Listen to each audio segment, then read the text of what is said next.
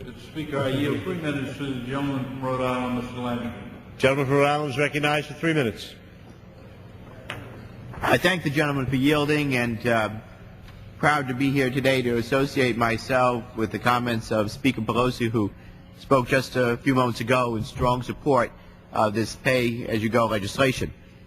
And I do rise in opposition to the Republican substitute that's offered by my colleague, Mr. Ryan, which I see it as completely really abolishes the pay-as-you-go rules contained in the base bill and replaces them with unrealistic and feasible restrictions that do nothing to address the long-term budgetary challenges that we face. The Statutory Pay-As-You-Go Act, offered by Majority Leader Hoyer, will restore fiscal discipline through the most basic principle of responsible accounting. Every dollar spent must be offset by a dollar earned or saved. This is the way that American families balance their checkbooks, and it's the way that we should balance the federal budget.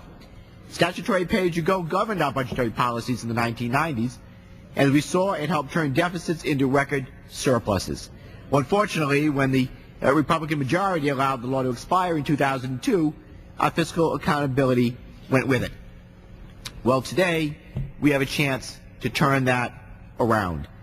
We saw what happened when we had these kind of fiscal disciplines in place. The country was on much more sound fiscal footing. This bill is not a panacea, of course, for our budgetary challenges. The fiscal health of our nation will ultimately depend on a thriving economy. However, this is an important step to restoring budgetary discipline, force tough choices on taxes and spending, and bring down the deep deficits that we face. We have a moral obligation to pass this legislation and reinstill the kind of fiscal discipline that we need to see, not only for now but for the future. We have an obligation to do this not only for our children today but the children of tomorrow. Without reducing the deficit, we cannot invest in vital priorities like health care, education, and clean energy, which are critical to our economic future. Mr. Speaker, it's time to get our fiscal house in order. I'd like to thank Leader Hoyer, Chairman Spratt, my colleagues on the Budget Committee for their exceptionally hard work on this legislation.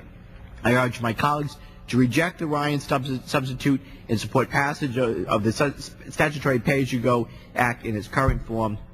The thing to do, and its time has come. And thank the gentleman. I yield back the balance of my time. Gentleman yields back the balance of his time.